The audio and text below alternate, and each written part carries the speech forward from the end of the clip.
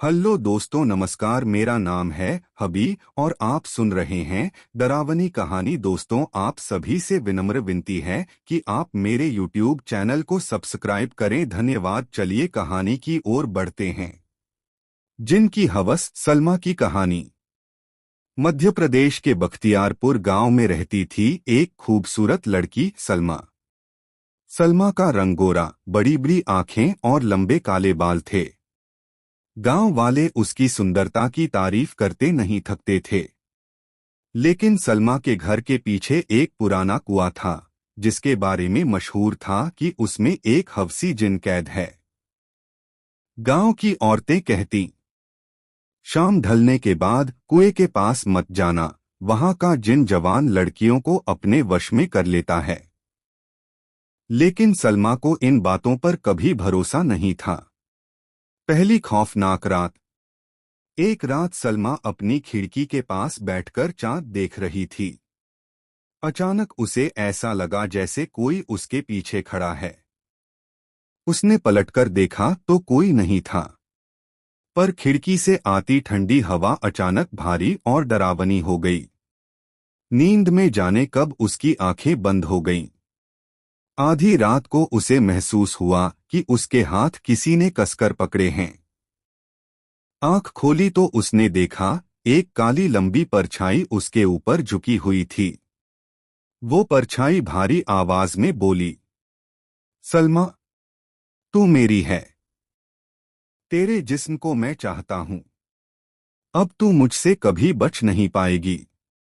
सलमा चीखना चाहती थी, मगर उसका गला जैसे बंद हो गया था। वह बेहोश हो गई।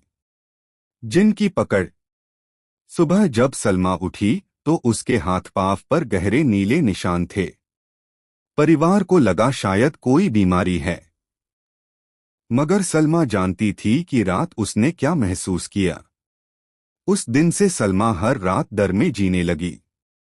कभी उसके कानों में कोई धीमे से उसका नाम फुसफुसाता, कभी उसके लंबे बाल अपने आप खुल जाते, और कभी उसका दरवाजा अपने आप खुलकर बंद हो जाता।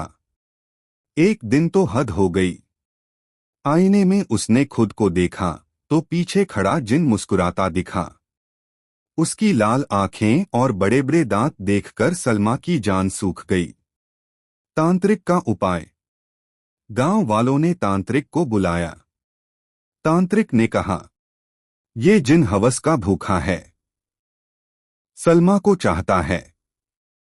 अगर इसे रोका न गया तो ये सलमा की रूह को निगल जाएगा। तांत्रिक ने हवन शुरू किया, मंत्र पढ़े, लेकिन जिन की ताकत भी कम न थी। रात को पूरा घर हिलने लगा, दिए बुझ गए और सलमा का शरीर हवा में उठकर तड़पने लगा। जिन गर्जा, सलमा मेरी है, उसे मुझे दे दो। आखिरी रात। तांत्रिक ने आखिरी बार शक्तिशाली मंत्र पढ़ा और आग में घी डाला। तभी घर में भयंकर काला धुआं भर गया। उस धुएं से एक डरावना चेहरा उभरा। लाल आंखों वाला, जलती हुई लौ जैसा डरावना जिन। उसने सलमा को पकड़ने की कोशिश की, मगर तांत्रिक ने तेज मंत्र फूंककर सलमा पर पवित्र जल छिड़का। सलमा का शरीर कांपने लगा और जिन दर्द से चीखकर उस कुएं की ओर भागा। कुएं से तेज धमाका हुआ और वो ढह गया। अंत या फिर नहीं। गांव वाले समझे कि जिन हमेशा के लिए चला गया। सलमा धीरे धीरे सामान्य जिंदगी जीने लगी।